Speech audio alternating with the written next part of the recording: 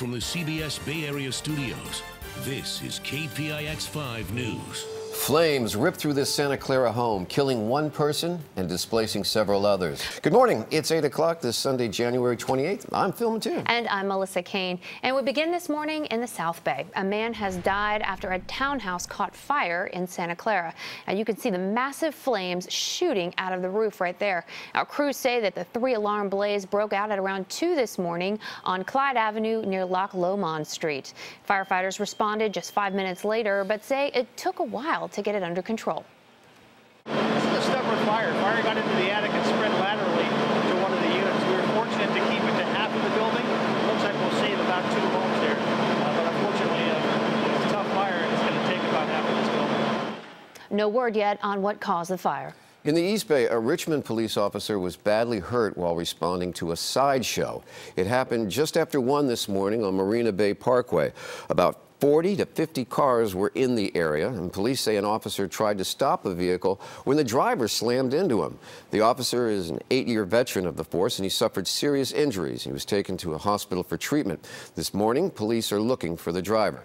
And this morning, President Trump's plan for a $25 billion border wall is facing another obstacle. If it is built, it would run through a stretch of Arizona desert that belongs to one of America's largest Indian tribes. The wall would divide thousands of members of the Tohono O'odham tribe living in both Arizona and Mexico. We just want to follow our traditional ways. We have a unique culture, and we still practice those. The Tohono O'odham Indian Nation is roughly the size of Connecticut, and many members believe they were born to protect their land, and they have vowed to prevent President Trump from building a wall. Sexual assault allegations, this time against casino mogul Steve Wynn, and they forced him to step down as the finance chair of the Republican National Committee. The Wall Street Journal reported accusations from former female employees. They say that Wynn pressured them into performing sex acts. In a statement, Wynn says that the idea that I ever assaulted any woman is preposterous. We find ourselves in a world where people can make allegations regardless of the truth, and a person is left with the choice of weathering insulting publicity or engaging in multi-year lawsuits. And rapper Nelly is fighting back after being sued for sexual assault. The complaint says that Nelly raped a fan last year on his tour bus and sexually assaulted 2 women after a performance in England in 2016. Nelly is denying all allegations and is seeking to have the complaint against him dismissed. And a North Bay mother and son are under arrest, accused of running a prostitution ring. Police say that David and Faye Romsberg kept several young women at their home in Santa Rosa and shuttled them to an apartment in Rohnert Park. And police say the investigation started when they got complaints from neighbors that led them to the apartment on Snyder Lane. All through the night, you see different guys coming and going. You're hearing thumping and all sorts of noises upstairs. Some of them are there a couple hours. Some of them are there all day. A couple of them stay there all 24/7. Faye and David Romsberg are both being held at the Sonoma County Jail on about $250,000 bail. And in Petaluma, police are investigating a series of vehicle break-ins. They say windows from 7 cars were smashed within a 5-hour time span. And the burglaries all took place in parking lots across the city between 4:30 and 9:30 p.m. on Friday. Police say that in 5 of the 7 thefts, electronic items and purses were in plain view. And police stress that people should not leave valuables in their car. New this morning, the founder of Sweden's IKEA furniture chain has passed away. 91-year-old Ingvar Kamprad died peacefully yesterday in his home in Sweden. Kamprad founded IKEA in the 1940s when he was just 17 years old. Over the decades that followed, he grew the company into a global brand with 355 stores in 29 countries. And the state health department says that nearly 100 people in California have died of the flu so far this season, including 18 people right here in the Bay Area. Now, the CDC says it's seeing the highest rate of hospital visits for the flu since 2009. It's projecting 34 million people will be sick by the end of this season, and at least 700,000 will end up in the hospital. There's also concerns this morning over dog flu. The canine strain is spreading around the Bay Area, with cases confirmed in the South Bay and in San Francisco. Now, dozens of dogs lined up outside Mission Pet Hospital to get their shots yesterday. The hospital is offering walk-in vaccine clinics for its patients over the next 2 weeks. But vets warn if your dog is already coughing, you need to keep it at home and away from other animals. All right, a plan for a new mosque and community center in the East Bay has some neighbors upset. The multi-use project would be built in Oakley on a 14-acre site north of Highway 4. The group behind the proposal has produced an animation showing how the complex would look, with a mosque, an Islamic private school, and housing for seniors.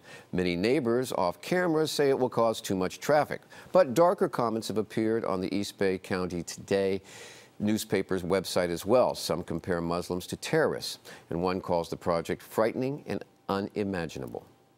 They're hurtful, and most of it, as you mentioned, comes from not knowing. I don't want to say ignorance. It's lack of knowledge and lack of understanding. We are here to coexist and not take over or change anybody's mind. The Oakley Planning Department put out a notice this week to remind everyone the city cannot turn down a project based on religion. The city council will likely have the final say. And San Jose's main airport is angling for another expansion to try to keep up with the strong passenger growth. Chopper 5 was over Mineta San Jose's Terminal B. It opened in 2010, and now airport directors want to expand it to the south, adding 10 more gates for a total of 40. Passenger traffic has been growing for the past 5 years now, including double-digit percentages in each of the last 2 years. Our airport is just growing by leaps and bounds, and we need to expand our facilities in order for our customers to have the same level of service that they're used to here at Silicon Valley's airport. And the airport's aviation director will lay out details for the city council in March, including a possible way to pay for the expansion. The price tag could reach $1 billion. Well, if we're going to take to the air, let's go all the way. A powerful space rocket is set to be launched in a little over a week. SpaceX chief executive Elon Musk says the launch will be a test run for the company's Falcon Heavy rocket. That rocket is expected to carry a Tesla sports car from Musk's personal collection and could eventually start carrying commercial satellites into space. Hey, good morning, everybody. Hey, you know what? Forget about another Cleveland Golden State possible NBA final. How about the Boston Celtics in there as an Eastern Conference representative? You know, last night, Steph Curry and the Dubs had all they could handle from Kyrie Irving and the Celtics. Boy, they put on a show with Oracle last night. Look at the handles on Kyrie Irving. Scored 37, gave the Celtics a 1-point lead late in the game. Yet, with it tied at 96, Steph Curry got hot, scored the next 5 points, bang, from way downtown. Very next possession, Curry on the little inside game, goes inside a little scoop layup, scored a season-high 49 points, and the Warriors won a thriller, 109-105. Huge crowd in San Diego for Eldrick Tiger Woods. PGA stop at Torrey Pines. Little third-round crowd-pleasing short game here in a round of 270. He's 300 for the tournament. Playing the weekend, that's just great. 8 behind the leader. And the best female tennis player never to win a Grand Slam. Oh, that streak was halted when Caroline Wozniacki, in front of her fiance, David Lee, won the Australian Open. She is the singles champion and #1 in the world. In fact, pretty good run for the favorites at the Australian Open as they wrapped up in Melbourne, Australia. That is sports at this hour. I'll see you around. Have a great Sunday.